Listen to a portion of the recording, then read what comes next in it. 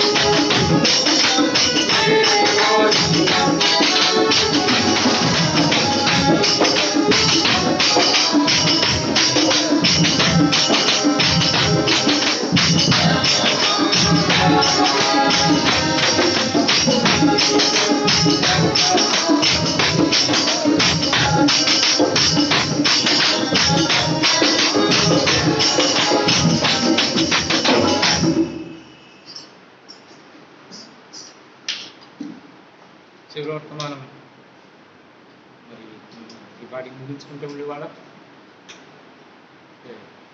దేవుని దాసులు మన మధ్య ప్రసాద్ గారు విద్యుత్గూడి నుండి నేను తిన్న పరిచర్య కొరకు మన సాయంత్రం వచ్చారు ఆ శక్తితో మరి బిడ్డతో కలిపి చాలా దూరం ఖమ్మం దగ్గర నుంచి బండి మీద వచ్చారు. నిన్న వచ్చి మళ్ళీ తిరిగి వెళ్ళే సమయంలో ఇవాళ ప్రభు పరిచర్యను మధ్య పరిచయం చేయండి ఆయన సంతోషంతో అంగీకరించారు. ప్రభు దేవుని దాసం ద్వారా ఈ వర్తమానం అయితే మనతో మరి వాక్యం ద్వారా మాట్లాడటానికి ఇష్టపడుతున్నాడు. సంపూర్తిగా దేవుని సన్నిధి మనం అనుభవించడానికి దేవుడు మనకి ముఖ్యంగా ఓరిమి, ఓపిక, అర్థం చేసుకునే జ్ఞానం దేవుడు అనుగ్రహించలాగున మనసులో ప్రార్థన చేసుకుని సిద్ధపడండి. అసలు దేవుని దాసుడు వచ్చి దేవుని వాక్యాన్ని మనతో కొద్ది ఆలస్యమైన సందేహం పడద్దు. దేవుడు ఏం మాట్లాడుతున్నాడు దాన్ని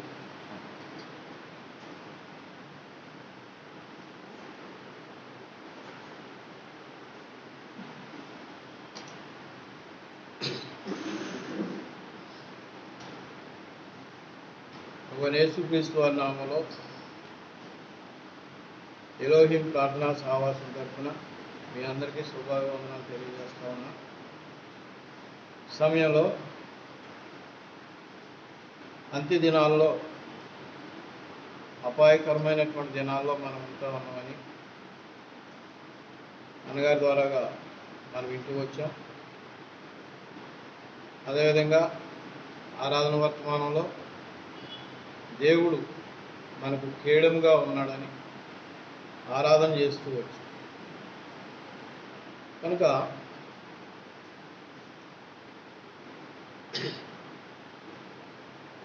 రాబోయేటువంటి దినాలు చాలా భయంకరమైనటువంటి దినాలుగా ఉండబోతా ఉంది. ఒకప్పుడు మేము బ్రదర్స్ మీటింగ్లో చూస్తూ వచ్చాం. అపోస్తులైన పౌలు తిమోతికి రాసినటువంటి పత్రిక ద్వారాగా తిమోతికి ఆ పత్రిక రాస్తూ ఉన్నప్పుడు అక్కడ ఉన్నటువంటి పరిస్థితులు బహు భయంకరంగా ఉన్నాయని చూస్తూ వచ్చాం. ఆ స్థితిలో ఎలా ఉండాలి అనే విషయాన్ని చూస్తూ వచ్చాం. అయితే రాబోతున్నటువంటి దినాలు కూడా మనకి అలాగే ఉంటాయి. అంటే అటువంటిప్పుడు మనం ఎలా ఉండాలి అనే విషయాన్ని ఈ దినం మనం చూసుకుందాం. అందుకొరకై అపోస్తులైన పౌలు రోమీలకు రాసిన పత్రిక 8వ అధ్యాయం. అపోస్తులైన పౌలు రోమీలకు రాసిన పత్రిక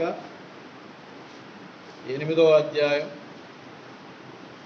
31వ వచనాన్ని మనం అందరం కలిపి చదువుకుందాం.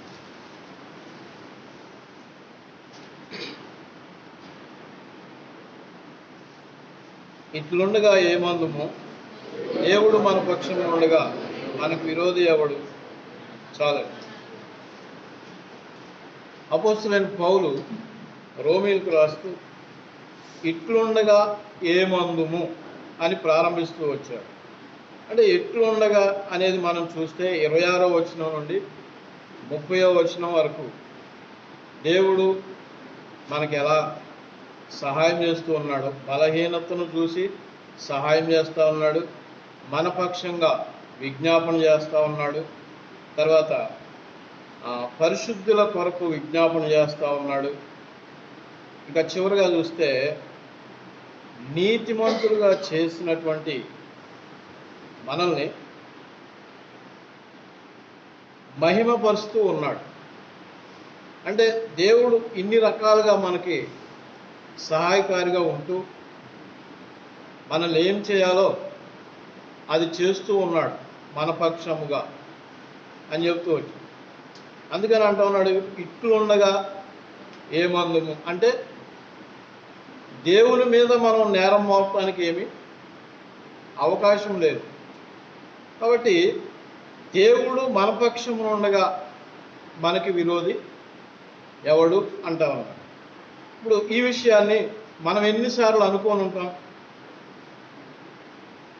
దేవుడు నా పక్షంగా ఉన్నాడు లేకపోతే మా పక్షంగా ఉన్నాడు అని ఎన్నిసార్లు మనం అనుకొని ఉంటాం? నాకు తెలిసి చాలాసార్లు అనుకొని ఉంటాం కదా. కాబట్టి దేవుడు మన పక్షంగా ఉన్నాడు అని చెప్పగలిగినటువంటి ధైర్యం మనకుందా? పైన చెప్పినటువంటి విధానాన్ని బట్టి చూస్తే ఆయన మన పక్షంగా తన కరుణ చొప్పున కృప చొప్పున ఆరాధన వర్తమానంలో చూసాం. తన భాగ్యం చొప్పున మన భాగ్యవంతులుగా చేయడం అనేది ఆయన పని. అంత మాత్రాన దేవుడు నా పక్షంగా ఉన్నాడు అని చెప్పడానికి వీలుందా? లేదు. కాబట్టి ప్రియమైనటువంటి దేవుని బిడ్డలారా, అలాగ ఒక వ్యక్తి చెప్పగలిగినాడు. మన చరిత్రలో మనం చూసినట్లయితే మంచి ఉదాహరణ దావీదు ఎందుకు అంతగా ధైర్యంగా దేవుడు నా పక్షాన ఉన్నాడు, దేవుడు నాకు తోడుగా ఉన్నాడు అని చెప్పగలిగినటువంటి స్థితిలో ఎలా ఉన్నాడు? అనే విషయాన్ని సమూయేలు మొదటి గ్రంథము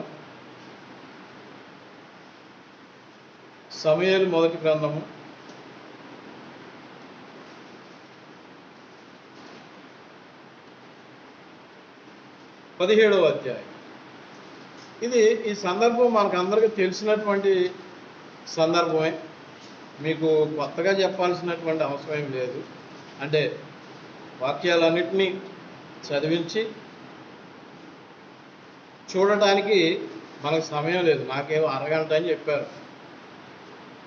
మా దగ్గర అయితే భోజనాలు ఉన్నా లేకపోయినా 10:30కి స్టార్ట్ అయ్యి 2:30కి అయిపోవాలి. 2 వర్తమానం. పల్లెటూరు వాళ్ళ అంటే నేను ఎందుకు చెప్తున్నానంటే, మనకి సమయం అనేది మన స్వాధీనంలో ఉండదు. ఉంటుందా? ముసలమ్మ ముచ్చట్లకి సమయం ఉంటుందా? ఉంటుందా? ఇంతసేపు మనం మాట్లాడుకుందాం అని అనుకుంటామా? కానీ మరి దేవుని దగ్గరకు వచ్చేసరికి ఎందుకు ఈ సమయం? ఉండాలి, కానీ మరి అంత తక్కువ పీరియడ్లో మనం ఏం నేర్చుకోలేము. ఎందుకంటే రాబోతున్నటువంటి దినాలు చాలా భయంకరంగా ఉంటున్నాయి. కాబట్టి మనం దేవుని సన్నిధిలో ఎంత ఎక్కువగా గడిపితే, అందుకని కీర్తనగాడు అంటాడు, నీ వాక్యము నన్ను బలపరుస్తున్నది. అంటే వాక్యము ఉంటేనే రానున్నటువంటి దినాల్లో మనం బలంగా ఉండగలం. కాబట్టి నన్ను మీరు మన్నించాలి ఆ విషయంలో. ఇక్కడ ఉన్నటువంటి సందర్భాన్ని బట్టి 17వ అధ్యాయంలో ఇశ్రాయేలీయులకి ఫిలిష్తీయులకు యుద్ధం జరుగుతూ ఉంది. కానీ ఆ ఫిలిష్తీయుల్లో ఉన్నటువంటి ఒక వ్యక్తి, గాతు వాడైనటువంటి గొలియాతు, మేము యుద్ధం చేసుకోవడం ఎందుకు, చాలా నష్టాలు జరిగిపోతాయి, కాబట్టి మా తరపున నేను వస్తాను, మీ తరపున ఎవడైనా ఉంటే రండి అంట. కానీ ఇశ్రాయేలీయుల్లో ఎవ్వరు కూడా ధైర్యము చేయలేకపోతూ వచ్చింది. అటువంటి సందర్భంలో ఈ దావీదు అక్కడికి వస్తూ వచ్చాడు. అయితే దావీదు, ఇక్కడ ప్రశ్న ఏంటంటే, దావీదు గొలియాతుతో ఎందుకు యుద్ధం చేస్తూ ఉన్నాడు? ఇశ్రాయేలీలు ఫిలిష్తీయులతో ఎందుకు యుద్ధం చేస్తూ ఉన్నారు అనే ఆలోచన మనం చేయాలి. ఇశ్రాయేలీలు ఫిలిష్తీయులతో యుద్ధం ఎందుకు చేస్తున్నారు అని అంటే, వాళ్ళు ఒకవేళ గెలిస్తే మేము బానిసలుగా వాళ్ళకి ఉండిపోవాలి. రెండోది, మా సంపదనంతా వాళ్ళు కొల్లగొట్టుకొని పోతారు. ఎందుకంటే ఇంతకుముందు చాలా విషయాలు అలాగా జరుగుతూ వచ్చింది అని వాళ్ళు యుద్ధం చేస్తారు. మరి దావీదు ఎందుకని ముందుకు వచ్చాడు? ఆయన ఏమైనా సైనికుడా? కానే కాదు. అక్కడ ఉన్నటువంటి యుద్ధ నైపుణ్యం కలిగినటువంటి వాళ్ళే వెనక్కి తగ్గారు, కానీ దావీదు ముందుకు వచ్చాడు. ఇక్కడ 2 కారణాలు ఉన్నాయి. ఒకటి ఏంటంటే, గొలియాతు దేవుణ్ణి తిరస్కరించాడు. కానీ వాస్తవానికి దేవుణ్ణి మహిమపరచడమే మానవుని యొక్క అంతం, లేకపోతే విధి అని కూడా చెప్పవచ్చు. దేవుణ్ణి మహిమపరచడమే మానవుని యొక్క విధి. కానీ ఇక్కడ ఈయనేం చేస్తూ ఉన్నాడు? తిరస్కరిస్తూ ఉన్నాడు, దూషిస్తూ ఉన్నాడు. అందుకని మనం ఒకచోట అపొస్తలుల కార్యాల్లో, ఇప్పుడు మనం వాక్యం దీనవసరం లేదు, కానీ హేరోదు ప్రసంగిస్తూ ఉండగా అక్కడ ఉన్నటువంటి జనులు ఏమంటారు? ఇది దైవ స్వరమే కానీ మానవుని స్వరము కాదు అని అంటారు. కూర్చున్నటువంటి వాళ్ళు ఒప్పుకున్నారు, కానీ ప్రసంగించినటువంటి వ్యక్తి దేవుణ్ణి మహిమపరచలేదు. ఏం జరిగింది? మరణం వచ్చింది. అంటే దాన్ని బట్టి మనం తెలుసుకునేది ఏంటంటే, మానవులమైనటువంటి మనము దేవుణ్ణి గణపరచవలసినటువంటి విధానం ఉంది. దేవుణ్ణి మహిమపరచవలసినటువంటి విధానం. ఇక్కడ గొలియాతు దానికి వ్యతిరేకంగా ఉన్నాడు. అది దావీదుకి నచ్చలేదు. రెండోది, దేవుని యొక్క ప్రజలు ప్రమాదంలో ఉన్నారు. అంటే ఇశ్రాయేలీలు ప్రమాదంలో ఉన్నారు. ఆ ప్రమాదంలో ఉన్నటువంటి దేవుని యొక్క ప్రజల్ని విడిపించాలి. 2 సందర్భాలు మీకు అర్థమైనవి అనుకుంటున్నాను. మొట్టమొదట, దేవుణ్ణి మహిమపరిచే బదులు ఆ వ్యక్తి ఏం చేస్తున్నాడంటే తిరస్కరిస్తూ ఉన్నాడు. రెండోది, దేవుని యొక్క ప్రజలు ప్రమాదంలో ఉన్నారు. ఆ ప్రమాదం నుండి వారిని కాపాడాలి. ఈ 2 సందర్భాలని మన పరిస్థితుల్లో మనం ఆలోచన చేస్తే మనం దేవుణ్ణి మహిమపరచవలసినటువంటి అవసరత ఉంటూ ఉంది. అందుకనే దేవుడు శిలువలో తన ప్రాణాన్ని పణంగా పెడుతూ వచ్చాడు కదా. కాబట్టి దాన్ని బట్టి మనం ఏం చేస్తూ ఉన్నాం అంటే ఆరాధన సమయాన్ని కేటాయించి ఆరాధన చేస్తూ ఉన్నాం. సరిపోతుందా?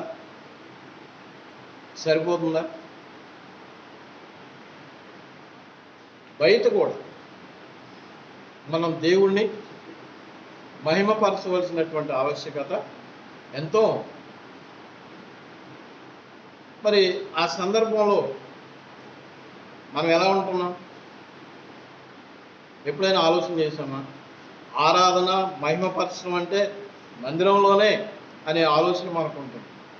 కానీ బయట మనం నివసిస్తున్నటువంటి ప్రాంతంలో, మనం పనిచేస్తున్నటువంటి ప్రాంతంలో దేవుని నామ మహిమార్థమై మనం ఉంటున్నామా అనేది ఆలోచన.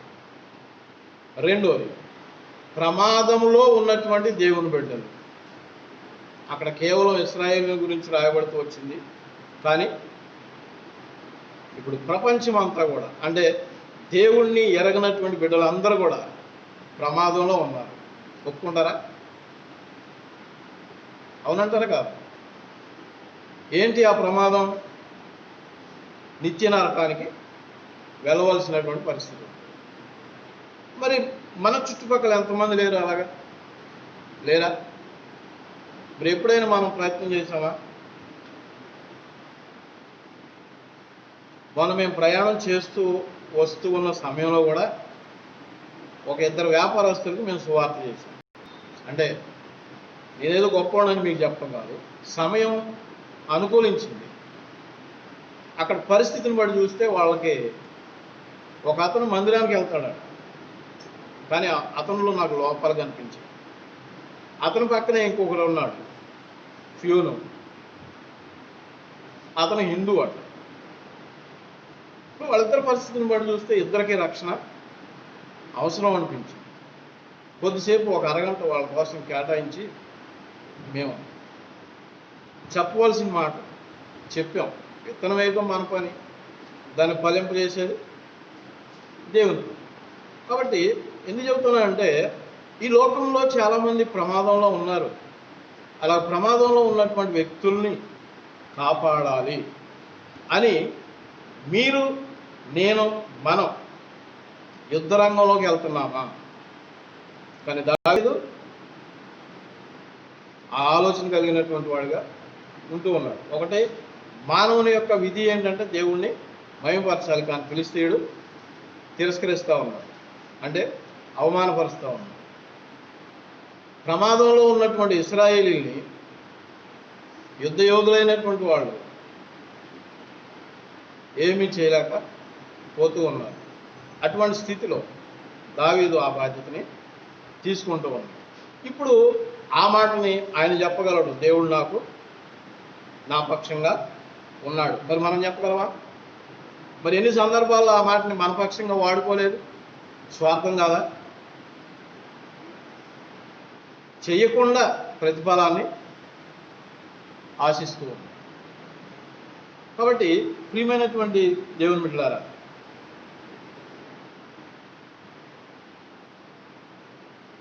దావీదు కలిగినటువంటి బాధ్యత మనం కూడా కలిగి ఉండాలి. వ్యక్తిగతంగా దేవుణ్ణి మహిమపరుస్తాం, అదేవిధంగా సమాజంలో కూడా మనం దేవుణ్ణి మహిమపరచవలసినటువంటి వారంగా ఉండాలి. రెండోది, ప్రమాదంలో ఉన్నటువంటి రక్షణ లేనటువంటి బిడ్డల కొరకు కూడా మనం బాధ్యత తీసుకోవలసినటువంటి వారంగా ఉంటుంది. అయితే ఈ యుద్ధ రంగంలో వెళ్ళినటువంటి దావీదు కొన్ని విషయాలు పాటిస్తూ వచ్చాడు.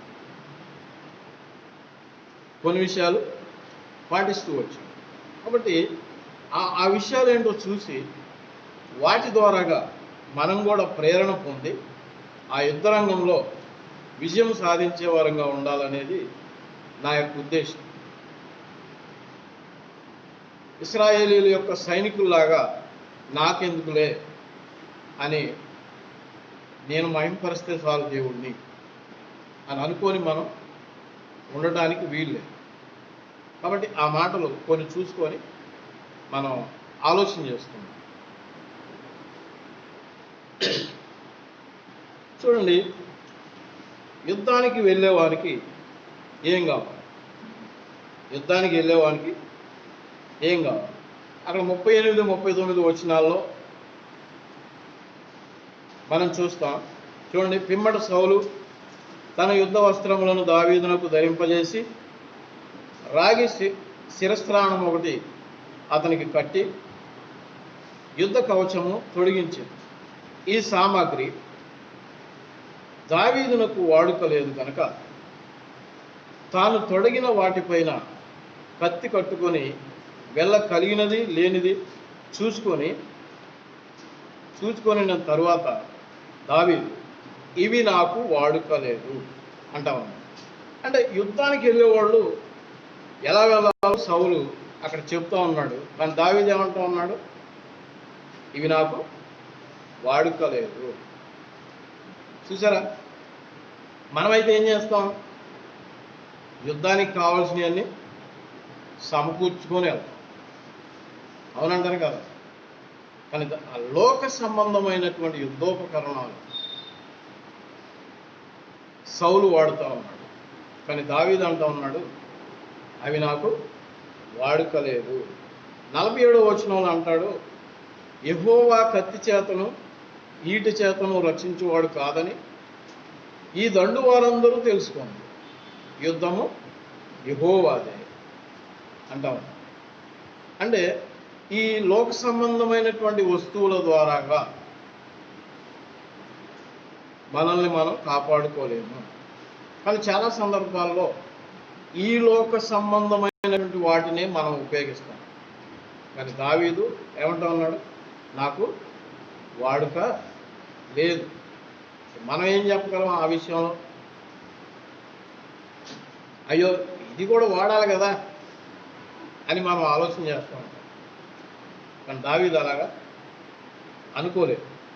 కాబట్టి ఎఫెసీ పత్రిక 6వ అధ్యాయం 10 నుంచి 12 వచనాలు మనం చూస్తే, మనం పోరాడున్నది శరీరులతో కాదు.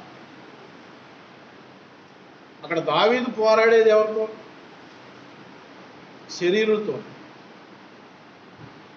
అయినా సరే ఆ వాడుక చొప్పున వాడేటువంటి ఆయుధాలు నాకు అవసరం లేదు అంటారు. కాబట్టి ప్రియమైనటువంటి దేవుని బిడ్డలారా, మనం వాడవలసినటువంటి పాటించవలసినటువంటి ఆయుధాలు దావీదు విషయంలోనే మనం ఆలోచన చేద్దాం. చూడండి, 28వ వచనంలో అతడు వారితో మాట్లాడినది అతని పెద్దన్నయ్యకు ఎలియాబునకు వినబడగా ఏలియాబునకు దావీదు మీద కోపం వచ్చి అతనితో, నీవిక్కడికి ఎందుకు వచ్చితివి? అరణ్యంలోని ఆ చిన్న గొర్రె మందను ఎవరి వశము చేస్తువి? నీ గర్వమును నీ హృదయపు చెడుతనమును నేను ఎరుగుదును. యుద్ధము చూచుటకే కదా నీవు వచ్చితివి అన్నాడు.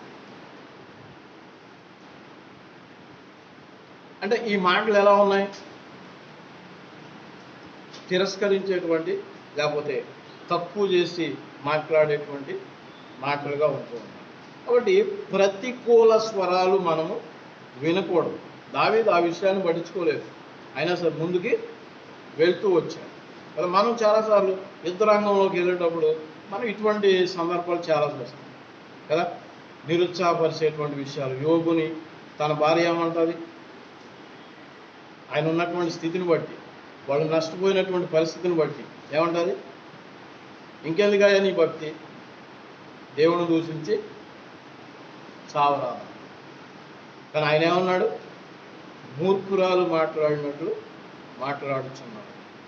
అంటే ఏంటి, తనకున్నటువంటి భక్తిని విడిచిపెట్టేసారు ఆమె అన్న మాటలను బట్టి. మనకి లోకంలో అలాగా నిరుత్సాహపరిచేటువంటి మాటలు పలికేవారు కూడా ఉంటారు. కాబట్టి అటువంటి మాటల్ని మనం యుద్ధరంగంలోనికి వెళ్ళేటప్పుడు పట్టించుకోకూడదు. చాలాసార్లు మనం ఏం చేస్తాం, వాడు అలాగన్నాడు, వీడు ఎలాగన్నాడు, అవును కదా. కాబట్టి నేను కూడా హెచ్చరిక పొందే ఇక్కడికి వచ్చాను. ఏంటంటే నువ్వు అక్కడికి వెళ్తున్నావు, చాలా జాగ్రత్త. అక్కడ ఉన్నోళ్ళు అందరూ బైబిల్ని ఆరితేరినటువంటి వాళ్ళు, కాబట్టి నువ్వు చాలా జాగ్రత్తగా వాడాలి. అంటే మరి హెచ్చరిక చేసిందో నన్ను తక్కువ చేసి మాట్లాడిందో నాకైతే అర్థం కాలేదు. కాబట్టి ప్రియమైనటువంటి దేవుని బిడ్డలు, వాస్తవంగా ఆమె చెప్పినటువంటి మాట నిజమే. ఎందుకంటే ఈ ప్రాంతంలో విరివిగా వాక్యము దొరుకుతుంది. మా ప్రాంతంలో అయితే చాలా కష్టం. మరి బోధకులు లేరా అంటే ఉన్నారు, కానీ రక్షణకరమైనటువంటి వార్తలు వాళ్ళు చెప్పారు. వాళ్ళు ఎలాగ పోషింపబడాలి విశ్వాసుల ద్వారా అనే విషయాలను బైబిల్లో తీసుకొని వాళ్ళకి సమర్థించుకొని వాళ్ళు చెప్తూ ఉంటారు. ఇప్పుడు మన దగ్గర ఆ పరిస్థితికి వేరుగా ఉంటుంది. అందుకని ఆమె నన్ను హెచ్చరిక చేసిందేమో అని అనుకున్నాను. కాబట్టి అలాగే ఏంటంటే ఒక్కోసారి నిరుత్సాహపరచబడేటువంటి మాటలు, యేసుక్రీస్తు ప్రభు వారు సిలువలో ఉన్నప్పుడు పక్కన ఉన్నటువంటి దొంగ అంటాడు, వీడు రక్షించుకోలేడు కానీ మనల్ని రక్షిస్తాడా అంటే కించపరిచేటువంటి మాట. కాబట్టి యుద్ధరంగంలోనికి వెళ్ళేటప్పుడు మనం ఇటువంటి ప్రతికూల స్వరాలు మనము వినడానికి వీలు లేదు. ఒకవేళ విన్నాము అని అంటే ఏమవుతాం, యుద్ధరంగంలోనికి వెళ్ళనే లేదు. కానీ దావీదుకి అటువంటి విషయాలు వచ్చాయి. సౌలు కూడా అంటాడు, అతను యుద్ధ ప్రవీణుడు, యుద్ధంలో ఆరితేరినవాడు, నువ్వు బాలుడివి అంటాడు. అవునండి. కాబట్టి ఆ విషయాలు ఏవి కూడా దావీదు పట్టించుకోలేదు. కాబట్టి ఈ విషయంలో మనం ఆలోచన కలిగి ఉండాలి. ఇటువంటి ప్రతికూలమైనటువంటి మాటలు, స్వరాలు వినిపిస్తూ ఉన్నప్పుడు మనం దేన్ని కూడా పట్టించుకోకూడదు. అలాగ పట్టించుకోకుండా ఉన్నటువంటి వాడే దావీదులాగా యుద్ధం చేయడానికి ముందుకి వెళ్ళగలడు. రెండో విషయాన్ని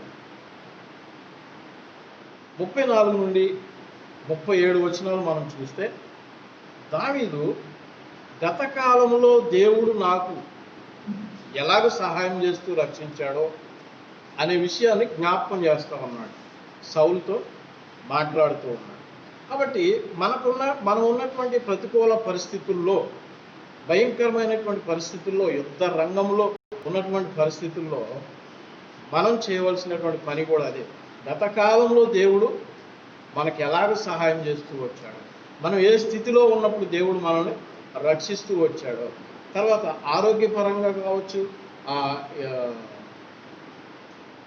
ఆస్తి లేకపోతే దాన్ని ఏమంటారు, ఇన్కమ్, ప్రాపర్టీ, మళ్ళీ ఇంగ్లీష్లోనే చెప్తాను, రాబడి, ఆర్థిక పరిస్థితి. అది ఆర్థిక పరిస్థితులు ఒకప్పుడు ఏమీ లేనటువంటి స్థితి, కానీ ఇప్పుడు ఉన్నతమైనటువంటి స్థితి. ఎక్కడి నుండి వచ్చింది, దేవుడు కలుగు చేస్తుంది కదా. ఇలాగా అనారోగ్య పరిస్థితుల్లో దేవుడు చాలాసార్లు, నేనైతే 2008 లోపులోనే నేను చచ్చిపోదామనుకున్నాను. 2016 వరకు నేను చచ్చిపోదాను అనుకున్నాను. ఏ రాత్రికి ఆ రాత్రే ఇది నాకు చివర అని అనుకున్నటువంటి సందర్భాలు. మా మిస్సెస్ కూడా అందే, ఎప్పుడు చూసినా మీరు ఇలాగే ఉంటారు అనారోగ్య పరిస్థితుల్లో, ఇంకేంటి మీరు చేసేది, మీరు సంపాదించే డబ్బులంతా దానికే అయిపోతూ ఉన్నాయి అని నిరుత్సాహపరిచేది. కానీ దేవుడు అద్భుతంగా ఆ పరిస్థితుల నుంచి నన్ను బయటికి తీసుకొచ్చాడు. ఇప్పుడు ఆ పరిస్థితి లేదు. రాత్రిపూట నాకు క్షేమంగా నిద్రపోతుంది. ఎందుకంటే మనం ఉన్నటువంటి పరిస్థితులను బట్టి గత కాలంలో దేవుడు చేసిన కార్యాలని జ్ఞాపకం చేసుకుంటే మనలోకి బలం వస్తుంది, ఉత్సాహం వస్తుంది. అలా ఉత్సాహం వచ్చినటువంటి స్థితిలో ఎలా వెళ్ళగలం? ముందుకి డీలా పడుతూ వెళ్తామా? ధైర్యంగా వెళ్తాం కదండి. కాబట్టి ప్రియమైనటువంటి దేవుని బిడ్డలారా, దావీదు అంటూ ఉన్నాడు, నన్ను రక్షించిన యెహోవా ఈ ఫిలిష్తీయుని చేతిలో నుండి కూడా రక్షించగలడు. అంటే గత కాలంలో జంతువుల చేతుల నుండే నన్ను రక్షించాడు అని జ్ఞాపకం చేసుకుంటూ ఉన్నాడు.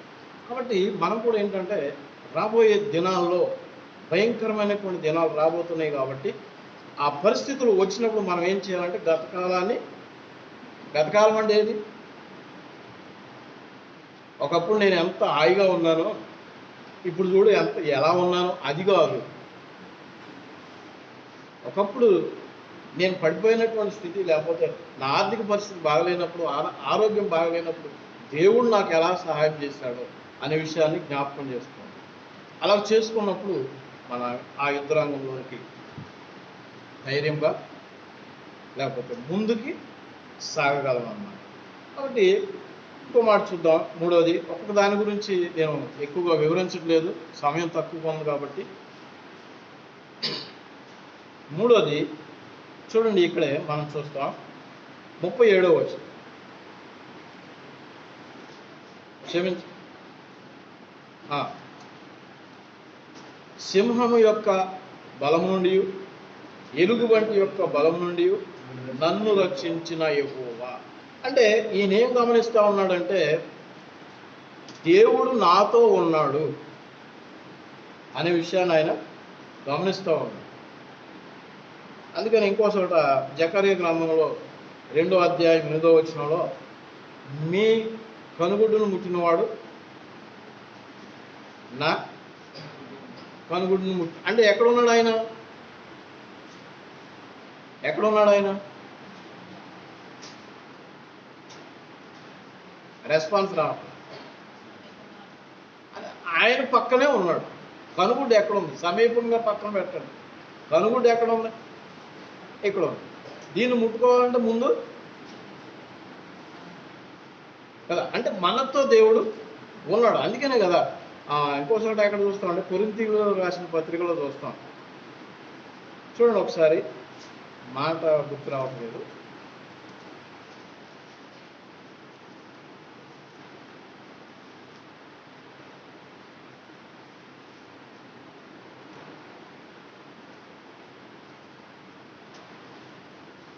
అంటే మీ మధ్యనే నేను నివసిస్తాను అని అంటాడు. 2వ కొరింథీ 6వ అధ్యాయం 18వ వచనంలో, నేను వారిలో నివసించి సంచరింతును అంటా ఉన్నాను. ఇంతకుముందు ఇశ్రాయేలీయుల పరిస్థితి ఎలా ఉండేదంటే మందిరంలో నివసించేవాడు అని వాళ్ళ ఆలోచన ఉండేది. అందుకనే మోషే అంటాడు, నీ సన్నిధి మాతో రానియడదా మేము ముందుకి వెళ్ళము అని. అంటే తన యొక్క ఉద్దేశం ఏంటి? నువ్వు అక్కడే ఆగిపోతావు, మేము ఒక్కడమే వెళ్ళాలి కదా. కానీ మనతో చెప్పేది ఏంటంటే నేను వారిలో నివసించి సంచరింతును.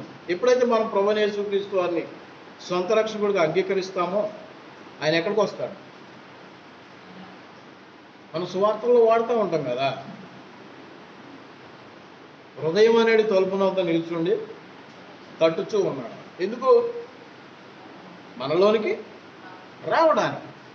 ఇందాక అన్న అడిగారు, దేవుడు ఇక్కడ ఉన్నాడని మీరు గమనికలో ఉన్నారా? ఎక్కడున్నాడు దేవుడు? ఎక్కడ ఇద్దరు ముగ్గురు కూడి ఉంటే వారి మధ్యలో ఉంటున్నాను కదా. అంటే మన పక్షంగా మనతో దేవుడు ఉన్నాడా లేదా? ఉన్నాడు. కానీ చాలాసార్లు ఆ గమనిక మనకు ఉండదు. అందుకనే కొద్దిగా ఉప్మా పెసరట్లు తింటా ఉంటాం కదా. కానీ దావీదుకి ఆ గమనిక ఉంది. ఎందుకనంటే దేవుడు నాతో ఉన్నాడు అనేటువంటి ధైర్యంతో ముందుకి వెళ్తూ ఉన్నాడు. కాబట్టి ప్రియమైనటువంటి దేవుని బిడ్డలారా, ఇంకో మాట యోహాను రాసిన సువార్త 15వ అధ్యాయం 4వ వచనంలో కూడా అంటాడు. చూడండి,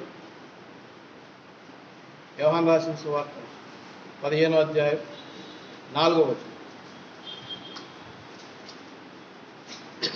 నా యందు నిలిచి ఉండుడి, మీ యందు నేనును నిలిచి ఉందును. అంటే ఏంటి? మనం ఆయనలో లేకపోతే మనలో నుండి ఆయన బయటికి వెళ్ళిపోవాలి. అవునా కదా?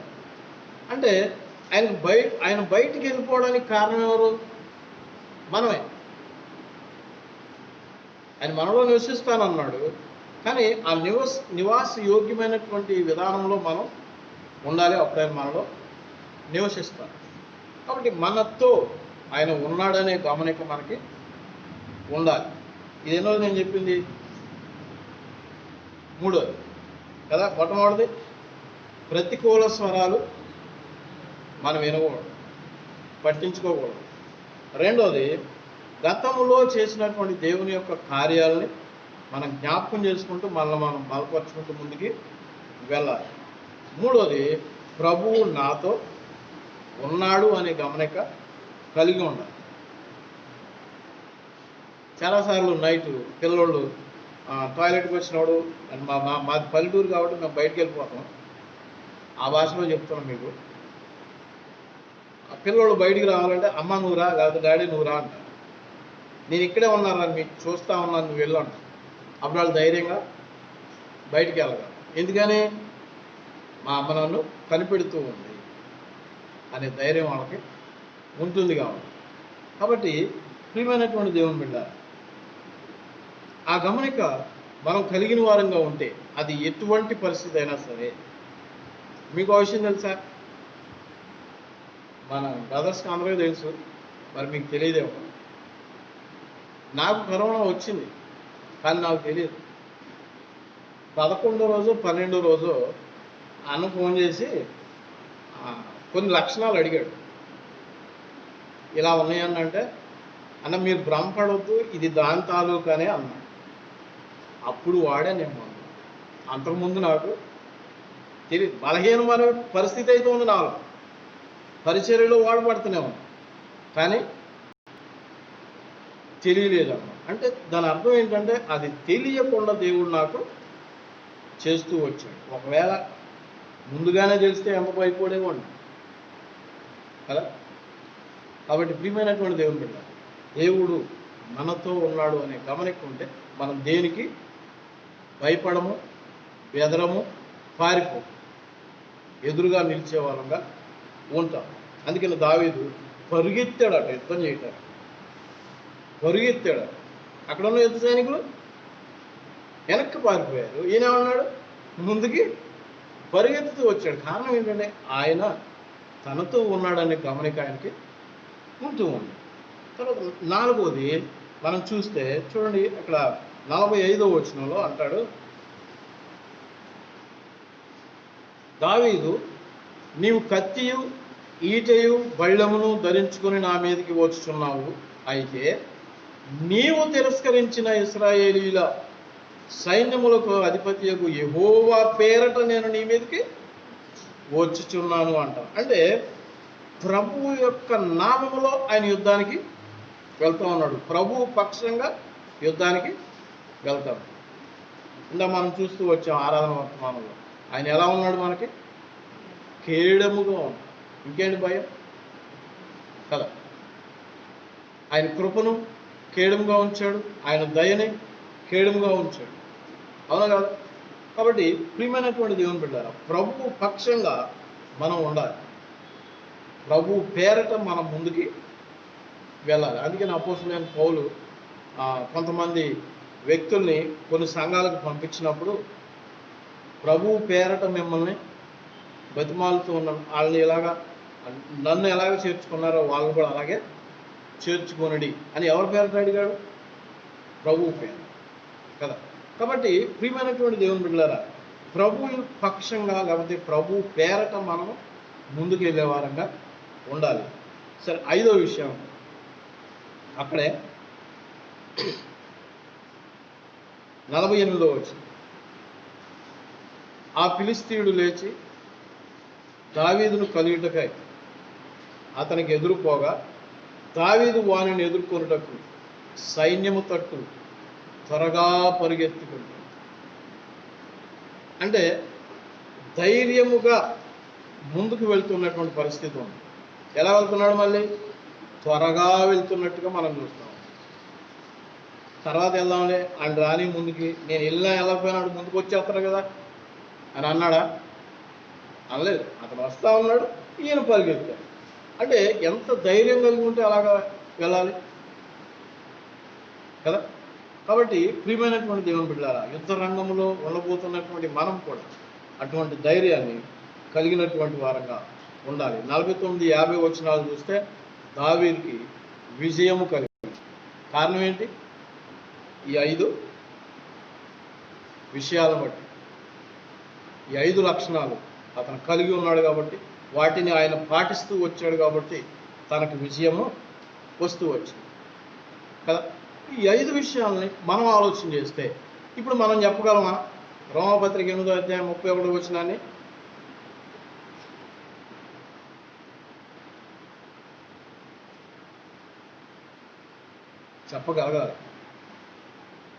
చెప్పగలగాలంటే ఈ 5 విషయాలను మనం పాటిస్తూ ముందుకు వెళ్తే దేవుడు తప్పనిసరిగా మనకు విజయాన్ని ఇస్తాడు.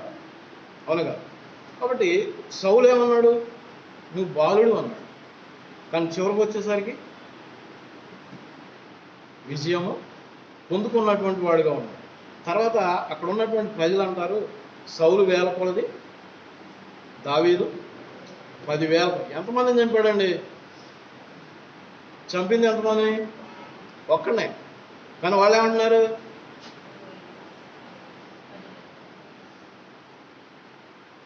సౌలు చంపినటువంటి 1000 కొలది కంటే ఈ ఒక్కడిని చంపి 10,000 లెక్కలు ఆయన చేరుతూ వచ్చు. ఒక దినాన మనకి కూడా అక్కడ అటువంటి స్వాగతమే మనకి కలుగుతారు. ఎప్పుడు మనం విజయం సాధించాం. అంతేగాని ఇశ్రాయేలీలు సైనికులు అని చెప్పబడినటువంటి వాళ్ళు వెనక్కి పారిపోయినటువంటి స్థితి ఉంటే ఆ మాట రాలేదు. కాబట్టి దావీదు ఈ 5 విషయాలు కలిగి ముందుకెళ్తూ వచ్చాడు కాబట్టి ఆయనకు విజయం కలిగింది. తద్వారాగా అక్కడున్న ప్రజల ద్వారా ఘనత వస్తూ వచ్చింది. కాబట్టి ప్రియమైనటువంటి దేవుని బిడ్డలారా, మనకు మెప్పు ఘనత పరలోకంలో కలిగింది. ఈ లోకంలో మనం మెప్పు ఘనతని కోరుకుంటే అక్కడ అది కోల్పోతాం. కాబట్టి అక్కడ మెప్పుని పొందుకోవాలి అని అంటే ఇప్పుడు ఏం చేయాలి? మనం ఏం చేయాలి?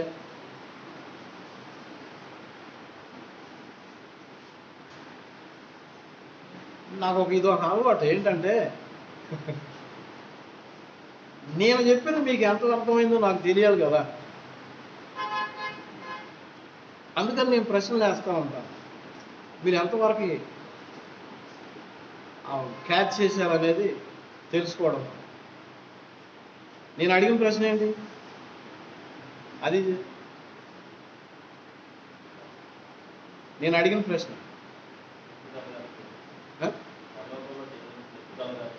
ఏం చేయాలి కదా. పరలోకంలో దేవుని చేత మనకు మెప్పు కలగాలంటే ఏం చేయాలి? ఏం చేయాలి ఇప్పుడు చెప్తారా? దేవుణ్ణి మహిమపరచాలి. రెండోది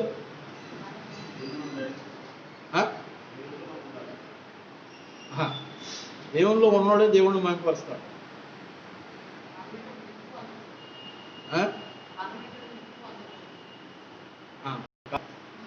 అంటే అడుగును పడిపోయినాయి కదా, ముందు చెప్పినాయి కదా. మరి అవి ఇంకో మెయిన్ పాయింట్, దావీదు ఎందుకు యుద్ధం చేయవలసిన పరిస్థితి వచ్చింది? ఇప్పుడు వస్తుంది అనుకుంటా. ఇశ్రాయేలీని ఆపదలో ఉన్నటువంటి దేవుని బిడ్డల్ని రక్షించడం కొరకు ఆయన యుద్ధానికి వెళ్ళాడు. మనం చేయవలసిన పని ఏంటి? నిత్య నరకాగ్నికి వెళ్ళబోతున్నటువంటి వారిని రక్షించడానికి యుద్ధ రంగంలోనికి మనం వెళ్ళాలి కదా. ఇది మెయిన్ గురి. అదే అది ఈ 2 అయి ఉండాలి. ఆ రెండింటిని ఈ 5 విషయాలు పాటిస్తూ మనం ముందుకెళ్ళాలి. అప్పుడు మనకు విజయం వస్తుంది. కాబట్టి అటువంటి విషయంలోనికి ప్రభు మనల్ని నడిపించిన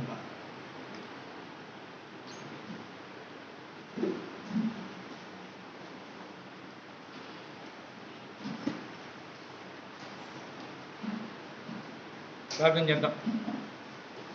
తండ్రి మీకు వందనాలు చెల్లిస్తా ఉన్నాం. ఉపవాసం ద్వారా ఎన్నోసార్లు వాక్యాలు వింటున్నప్పటికీ అనుగ్రహించిన మాటల కొరకే వందనాలు చెల్లిస్తాం. మా జీవితాల్లో ప్రభావం మిమ్మల్ని మహింపరచ మీ ప్రజల విషయంలో మేము ఆలోచన కలిగిన వాళ్ళగా ఉన్నాం. మీ యొక్క పనిని ప్రభావ మేము కలిగినటువంటి విధానం విజయవంతులంగా సాగిపోవాలి. అనుకూలమైనటువంటి స్వరాలు వింటూ మీరు మాకు తోడుగా ఉన్నారు అనేటువంటి ఆలోచన లేకుండా తండ్రి చాలాసార్లు మేము యుద్ధంలో ఉన్నప్పుడు ఓడినటువంటి పరిస్థితులే కనిపిస్తే సత్యాలు మా జీవితంలో లేకపోలేదు. మరొకసారి దావీదు జీవితం ద్వారా మమ్మల్ని ప్రవశించారు కనుక సాగటానికి సహాయం మీ దాసుని పరిచయం మీ దాసుని జ్ఞాపకం చేస్తుంది. దీవించండి. యేసుక్రీస్తు నామమును స్తుతించి ప్రార్థించి వేడుకొంచున్నాం తండ్రి. 207వ పాట 178 పాత పుస్తకాలు 207 మొదటి చరణం చివరి చరణం.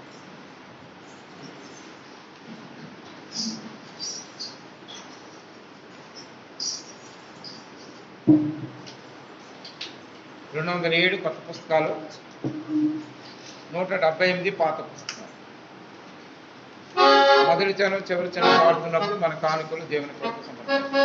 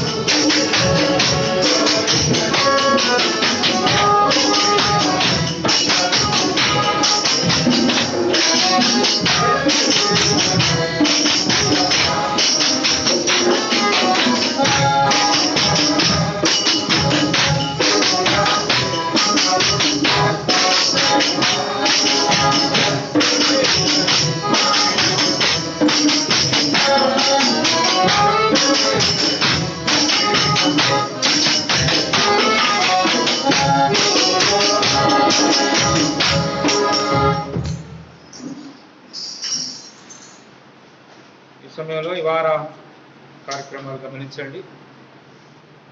రేపు పరిచర్య చేస్తున్నటువంటి సహోదరులుగా చేరి పరిచర్య కొరకై ప్రార్థన చేయడానికి సహోదరులు చేరి వస్తాం.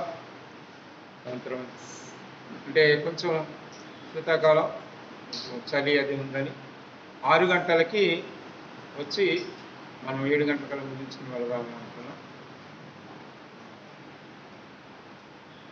ఏమంటారు నాన్న? 6 గంటలు నిన్న అనుకున్నాం కదా, 6 కానీ 6:30 నేను టైం. తర్వాత శుక్రవారం ప్రార్థన పరిచర్య ఆన్లైన్లో చేస్తామన్నాం. డిసెంబర్ నెల నుంచి మనం దేవుని మందిరంలో పరిచర్య చేసుకుందాం. 2 వారాలు మాత్రం మనం చేసుకుందాం. దాని కొరకు ప్రార్థించాం. ఇలా ప్రభుత్వ పరిచర్య మనం 9 గంటలకి ప్రారంభించాం. మరి ఇది డిసెంబర్ నుంచి మనం ఫుల్గా చేసుకుందామని అనుకుంటున్నాం. ఎందుకంటే ఇది సరిపోక మనం జీబీ సరిపోక తర్వాత ఎక్కువ సమయం ఆలోచన చేయటం లేక దీన్ని మనం కుదించుకున్నాం. మరి డిసెంబర్ నుంచి మనం ఫుల్గా 10 గంటల నుంచి 1:30 2 గంటల వరకు 1 గంటల వరకు చేసుకున్న తర్వాత మళ్ళీ మనం యవనస్తుల కూడి కూడా కలిగి ఉంటాం. సండే స్కూల్ పరిచయం కూడా కలిగి ఉండాలని ఆలోచన చేస్తాం. డిసెంబరు మొదటి వారం నుంచి పరిచయం మళ్ళీ యథావిధిగా మనం కొనసాగించుకుంటాం. తర్వాత మరి 25 డిసెంబర్ నెలాఖరున 25 తారీఖులు మరి 31 తారీఖు పరిచర్యలు వీటన్నిటి కొరకు ప్రార్థన చేయండి. ఇప్పటికే మీకు న్యాయాధిపతుల గ్రంథం అది 25వ తారీఖు అందరం కలిసి ఒక ఎగ్జామ్గా రాయటానికని పాటల పోటీలని ఇట్లా చక్కగా చేసుకుంటానికి ఆలోచన కలిగిన వాళ్ళు ఉన్నాం. కాబట్టి న్యాయాధిపతుల గ్రంథాన్ని దీని కొరకు వీళ్ళకి తెలియజేశారు. కాబట్టి చదవండి, ఇందులో పాల్పొందడానికి ఆలోచన చేయండి. తర్వాత నిన్నటి దినాన నేను సేవా పరిచయం చేసే సేవకులందరూ వచ్చారు, చాలా సంతోషపడ్డారు. చాలా కాలం తర్వాత మరలా మనం అందరం కలిసి పరిచర్య చేసుకున్నామన్నారు. తర్వాత డిసెంబర్ 7వ తారీఖున మరలా సియోనులో అందరం కలిసి ప్రార్థనకై చేరి వస్తాం. అది సాయంత్రం సమయం, సెలవులు లేవు కాబట్టి సాయంత్రం చేరి వచ్చి ఇక్కడ ప్రార్థన చేసి వచ్చే సంవత్సరానికి ఇదివరకు మేము ఎలాగైతే పరిచర్యకు వెళ్ళామో అలా పరిచర్యకు వెళ్ళటానికి వాళ్ళు కూడా ఆలోచన చేస్తూ ఉన్నారు. కాబట్టి దాని గురించి కూడా ప్రార్థన చేయండి. తర్వాత మనకి మోటో కార్డ్స్, క్యాలెండర్లు ఇవన్నీ అవసరం ఉంది. దాని గురించి ప్రార్థన చేయండి. మనం కూడా హైదరాబాద్ నుంచి తెప్పించాలని అనుకుంటున్నాం. దాని విషయంలో ఆలోచన చేస్తూ ఉన్న సహోదరులు. ఏదేమైనప్పటికీ ఏంటి అన్నాడు ఆయన, ఏం పెట్టామంట? పెసరపప్పు. పెసరపప్పు చాలా బాగుంది, కానీ బోలుగా ఉండద్దు, చాలా బోలుగా ఉంటారు. ఒక పని గురించి ఆలోచన చేస్తే ఖచ్చితమైన సమయాన్ని పాటించరు, సమయమైన విధానాన్ని ఆలోచన చేయరు, బాధ్యత అనేటువంటి కలిగిన వాళ్ళు ఉండరు. ఇవన్నీ మనం చెయ్యొద్దు. ఉన్న దాంట్లో కొద్దిగా జీవించిన విధానం ఇలాగ మానేద్దాం, ఇబ్బంది ఏం లేదు. అట్లా ఉండొద్దు. 7 గంటల కంటే 7:30కి వచ్చేవాడు, 6 గంటలకు వచ్చేవాడు, ఇలా చేయొద్దు. మిగిలిన చోట అలా ఉంటారు. మనం అలా నేర్చుకోలేదు. మనం ఖచ్చితంగా ఆలోచించాలి. 6 అంటే 6 అన్న 6కి కుదరదు, 8 కొద్దాం. మనకి స్వేచ్ఛ. అట్లా చేయొద్దు. అంత పగటి పని చేయడం. నాకు బోల్డ్ బాధ్యతలు పక్కకు వెళ్ళిపో, వదిలే. బాధ్యతలు ఉంటే అయ్యే చేస్తాను, బ్యాలెన్స్ చేయొద్దు. ఖచ్చితంగా ఒక ఖచ్చితమైనటువంటి విధానాన్ని మనం ఆలోచించాలి. అది నా బాధ. ఉన్న కొద్ది సమయం ఏమో ఎంతమంది ఆలోచన చేస్తూ ఉన్నారు. ప్రభు మనల్ని నమ్మకంగా ఉంచాడు, కానీ అలా ఉండొద్దు. అంటే ప్రభు కొరకు వెచ్చగా ఉందాం, అయితే అలాగా ఉందాం, పోయిందే ఉంది, నిలువెచ్చగా ఉంటాం. ఏదైనా నిన్న అంత చక్కటి మరి అట్లా ప్రోత్సహించిన విధానంలో సహోదరులు ఉదయం 5 గంటలకు వచ్చి ప్రార్థన చేస్తూ వచ్చారు. ఇప్పుడు కూడా అట్లా విధేయత కలిగి అట్లా పరిచర్య ప్రార్థన మీద దేవుని మీద మనం ఆధారపడితే ఏమైనా చేయగలం. దేవుడు మన పక్షం ఉండగా మనకి చక్కగా ఎంతైనా దేవుని ప్రజలందరూ దేవుని దాసులందరూ చాలా చక్కగా అనుభవించారు, చాలా చక్కగా అనుభవించారు. రాత్రులని ఏమీ తినకుండా పడుకున్నటువంటి విధానంలో మధ్యరాత్రులు లేచి ఆ కొత్తిమీర పచ్చడి సాంబార్ వేసుకుని తిని ఎంత ఆనందపడ్డారు, అంత మాధుర్యంగా. కాబట్టి ఆలోచన చేయండి, దేవుని యొక్క సన్నిధిని గౌరవించాను. నేనైతే దానిని అంగీకరించాను. దేవుని మందిరానికి వస్తే సమయానికి రావడానికి ఆలోచన చేయండి, మీకు దేవుని గౌరవించినట్టు. దేవుని మందిరానికి వచ్చిన తర్వాత వెనకాల పనిని ఆలోచన చేసి లేచి వెళ్ళిపోవద్దు, అది చాలా చెడ్డ విధానం. అది దేవుని అగౌరవపరచండి. దాని మార్గాన్ని ఆలోచన చేసే జ్ఞానం మనకుంది, స్వేచ్ఛ మనకుంది, అది వినియోగించుకోండి ఏమైనా కాను. అట్లా ఉన్నప్పుడు నిన్ను బట్టి కట్టబడేదిగా ఉంటుంది, నన్ను బట్టి కట్టబడేది. అట్లా మనం ఆలోచన చేస్తే ఒక జీవంతో నవనవలాడేటువంటి విధానంలో మనం ఉండాలి. అంటే తప్ప మనందరినీ అదుపులో ఉంచుకోవాలి, అధికారం ఉంచుకోవాలి అనేది ఏమీ లేదు. అట్లాంటి ఆలోచన లేదు. మీ బిడ్డల్ని మీరు ఎలా పెంచుకోవాలని అనుకుంటారు, అవకతవకలు పెంచుకోవాలని అనుకుంటారా? అట్లా నేను కూడా ఆలోచన ఇవ్వబడిన అవకాశాన్ని బట్టి అది కూడా ఇక్కడ నిలబడుతున్నాను కనుక, లేకపోతే అది కూడా దేవుడు కూడా దానిని అంగీకరించేవాడిగా కూడా ఉంది. ఇక్కడ మమ్మల్ని లెక్కడు ఎదురి పత్రికలో ఆ మాట చదువుతాం. అంటే మీ పైన ఉన్నటువంటి నాయకులు లెక్క చెప్పాలి, అది మీరు అసలు ఆలోచన చేయాలి. ఎన్నిసార్లు చెప్పినా మాకు తెలియదా, మాకు ఉండదా, ఆ పని చేసుకోవద్దా, ఈ పని పెట్టుకోవద్దని అంటారు. చేసుకోండి. ఉన్నటువంటి ఆ కొద్ది సమయానికి గౌరవాన్ని ఇవ్వడానికి ఆలోచన చేయండి. నేను అదే ఆలోచన చేయండి. కాబట్టి ప్రియమైన వారు సమయానికి రండి.